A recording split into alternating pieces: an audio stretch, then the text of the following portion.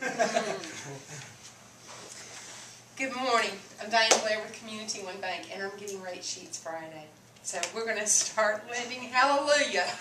I will get to have a little more fun. But not just the people in the community that need money or need to get an equity line or need whatever from us. I like to think about the people in the community that we can serve.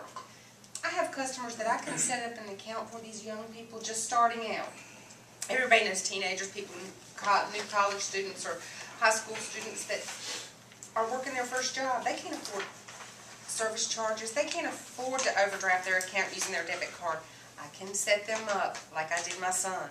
He cannot overdraft his account no matter how hard he tries. And that's the thing. We want to usher them in to handling finances in a way that we can teach them to be responsible and not necessarily be profitable, because the long-term goal is that they'll stay with us, and as they become profitable, their money will stay with us too.